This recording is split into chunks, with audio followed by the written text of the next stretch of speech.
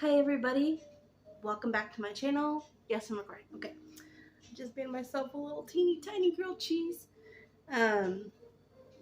So I've made this video before. That's not what this video is about, but I have to mention, when you make a grilled cheese, obviously the flies around here are insane. If I'm going like this, it's not for nothing.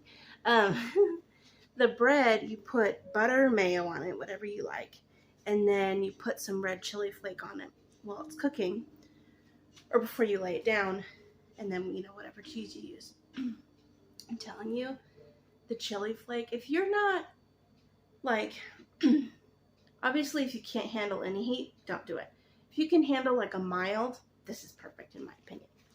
So, today is just kind of one of those days where, maybe you can tell by my hair and my t-shirt, I'm just feeling kind of wet.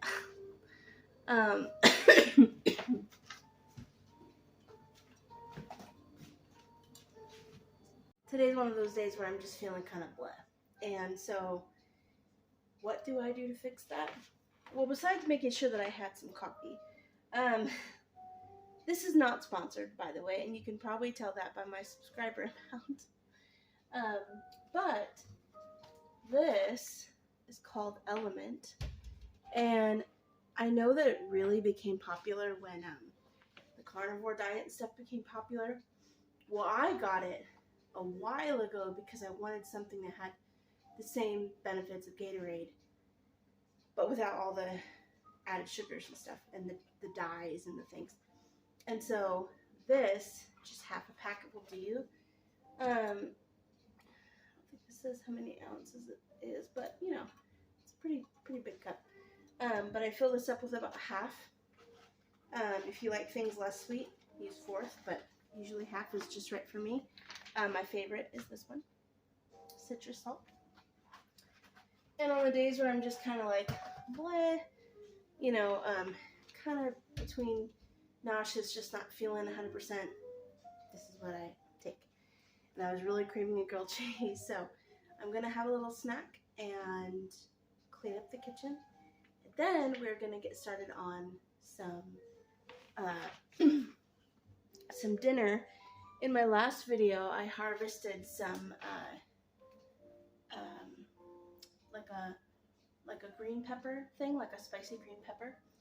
And so we are going to make kind of like jalapeno popper out of that. Obviously it's not jalapeno, but it has the same flavors. And we're going to make a really good mix to go with that, and we're going to stuff them and put them in the oven. It's going to be delicious. And I will show you how I kind of assemble all of that. I tend to use the same flavors for any sort of topping or mix I use in anything. So like, I love sausage or bacon with cream cheese and or sour cream, and a little bit of mustard, some good seasonings. I'm not a cream of mushroom or chicken fan, so if any of those casseroles call for that, I'm like, I'd really rather add a little bit of protein and some spices and some cream cheese or sour cream and kind of make a similar flavor profile without adding a cream of chicken.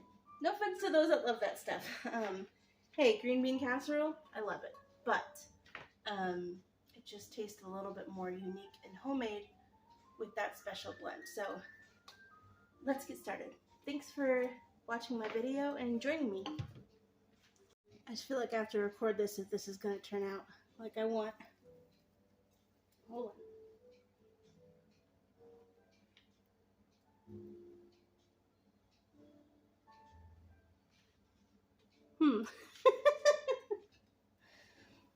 Well, that was not as exciting as I thought it was going to be.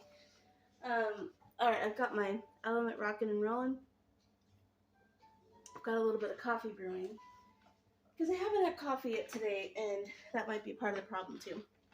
I'm just feeling kind of the kind that Ethan and I have been using the most is the French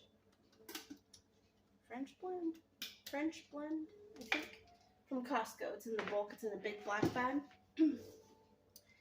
Best bang for your buck, and it's really good coffee, and we've been just buying that over and over. So anyway, all right, I'm I'm gonna have a snack. See you in a minute.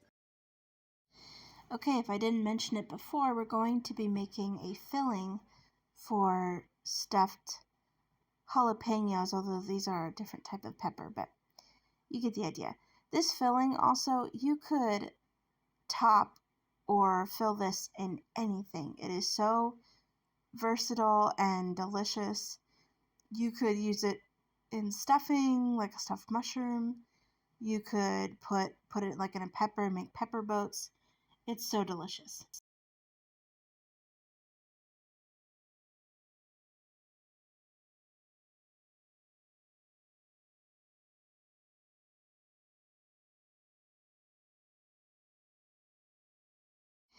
Okay, we're going to be going through this recipe pretty quickly. I took, I believe it was 2 onions, and I'm just going to be stirring these around in a pan with the butter that I put in here. And we're going to be caramelizing the onions. You're going to have this on sort of like between a medium and maybe a little bit less than that. It just depends on how hot your stove is. You don't want these boiling, but you definitely want a warmer temperature to get these toasted. If you wanted to save a step, you could also add a little bit of brown sugar. That will add that caramelized flavor as well. And I also added some garlic, and eventually I'll add some extra seasonings to this mix.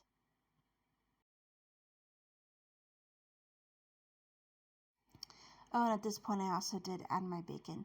When your onions start to get kind of a brown color and they smell fragrant and they're just getting soft, then you can add whatever meat or extra veggie that you're using to the stove.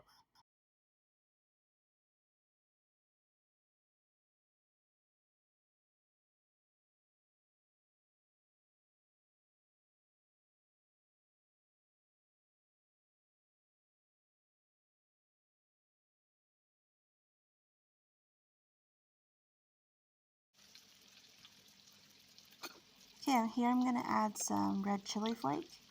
You want to put these in your mixture while everything is still hot. That was some parsley and some black pepper, cumin, and stir it around.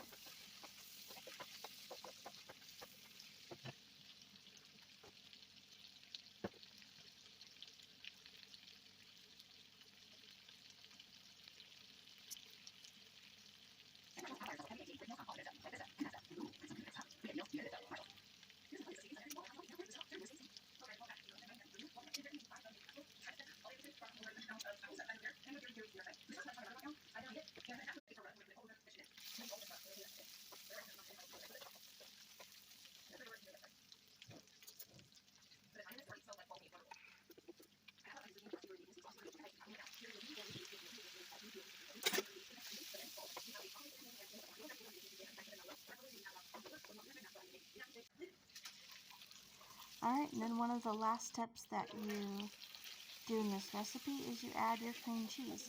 While everything is still warm, you want to add your brick. If you're making a larger recipe for more people, you could add 2. All these seasonings and flavors can really carry over if you add a little bit more dairy, but 1 was plenty for us.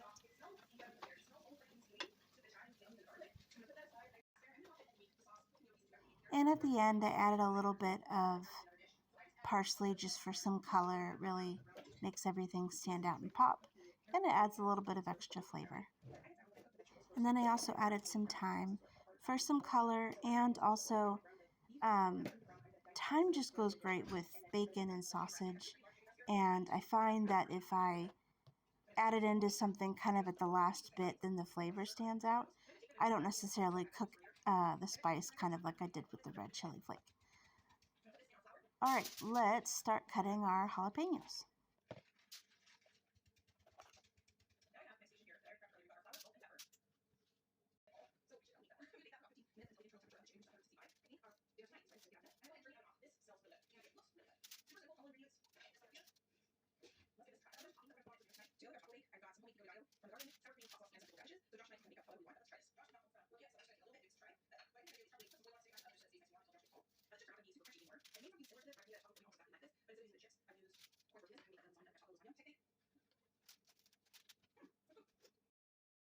Alright, there's the finished product. I'm going to put these in the oven between 375 and 400 for about 15 to 20 minutes. You're just going to watch and poke it with a fork to make sure that your vegetable is cooked and soft. And then I'm going to add just a little bit of cheese.